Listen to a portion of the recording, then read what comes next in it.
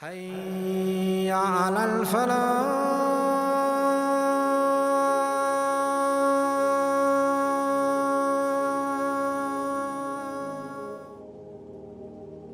The righteousness and sinfulness become apparent on one's face. Shaykh Al-Islam Ibn Taymiyyah rahimahullah said, "The person who is righteous and honest, his honesty is manifest from the radiance in his face, and his honesty can be known from the glow that is on his face.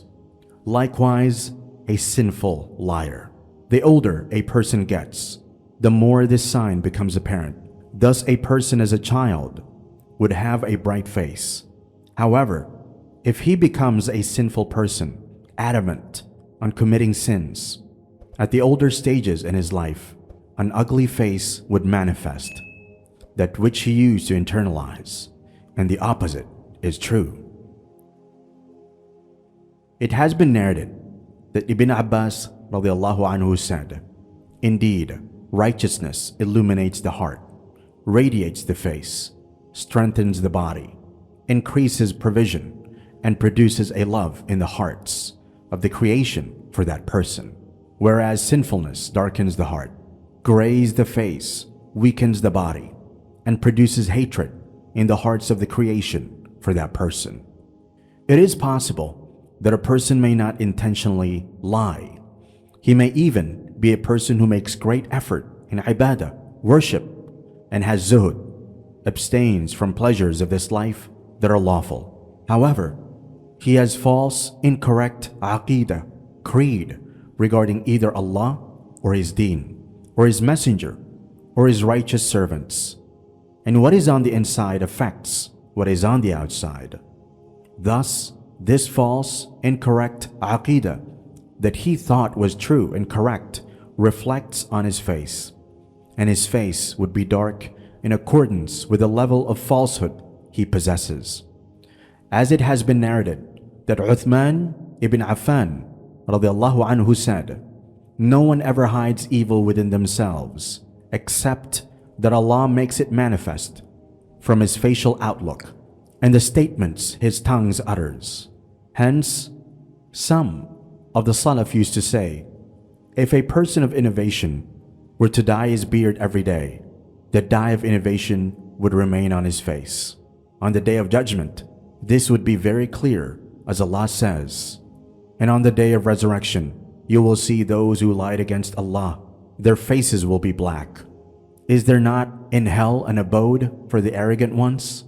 He Ta'ala also said, "On the day when some faces will become white, and some faces will become black.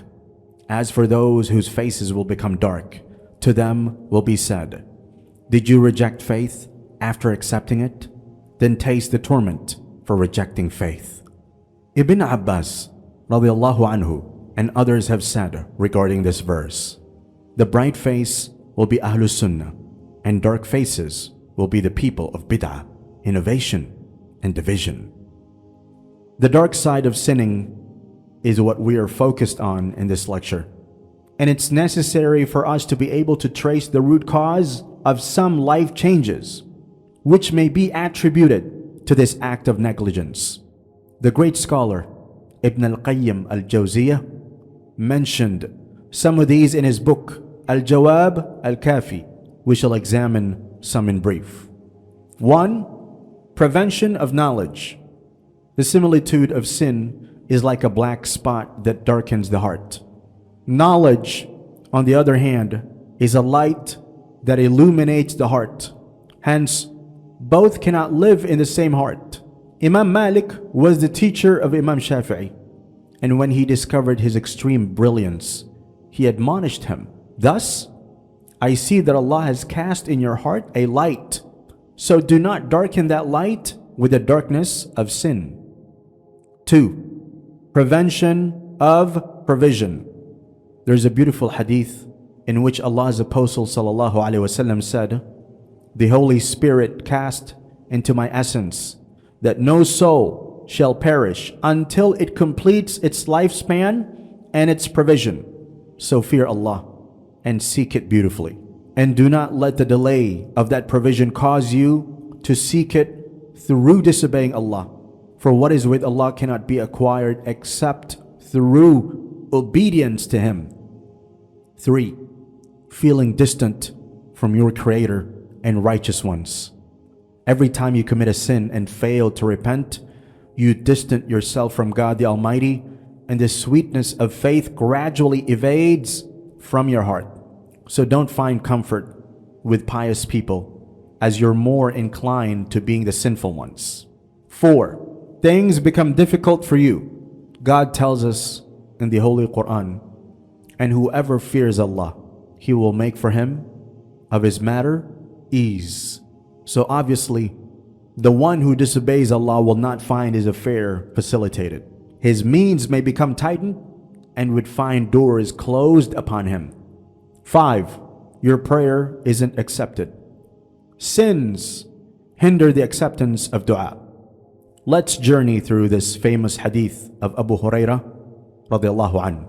A person travels for a long time in the way of Allah, his hair disheveled and covered with dust.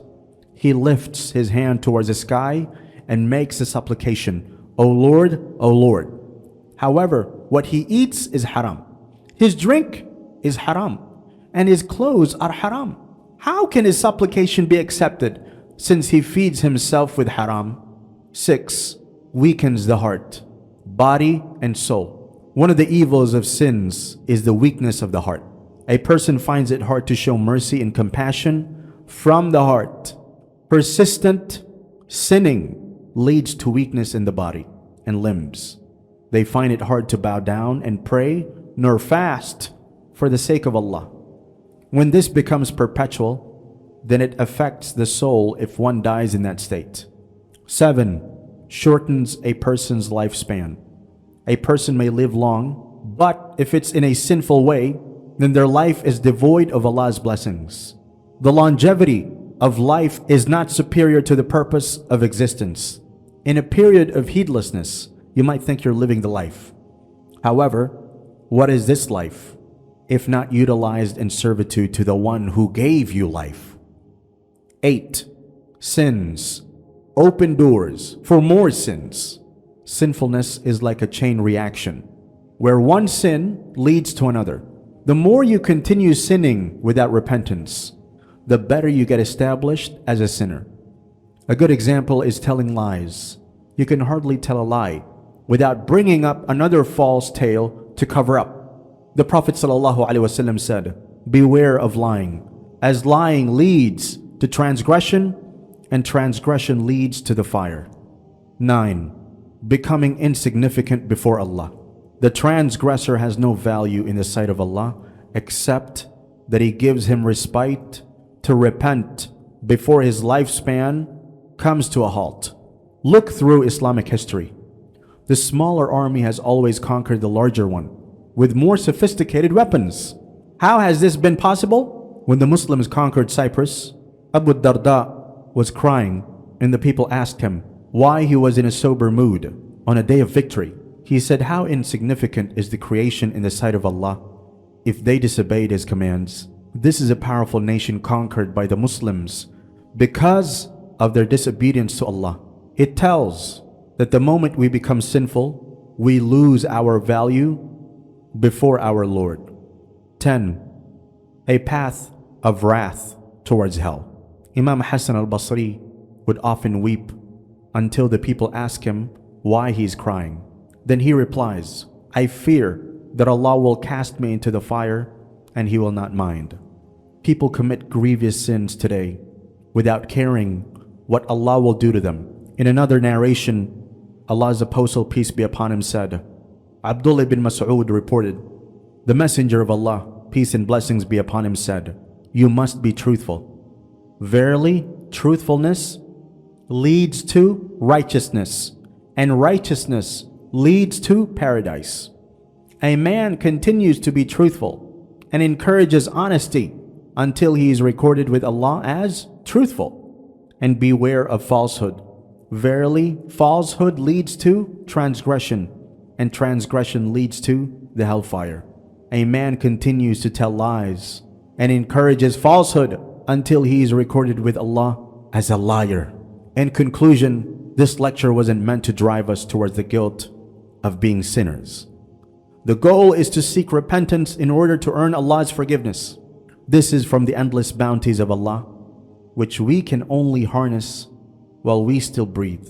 From Anas radiallahu anhu, who said, I heard the Messenger of Allah sallallahu alaihi wasallam say, Allah the Almighty has said, O son of Adam, so long as you call upon me and hope in me, I shall forgive you for what you have done, and I shall not mind.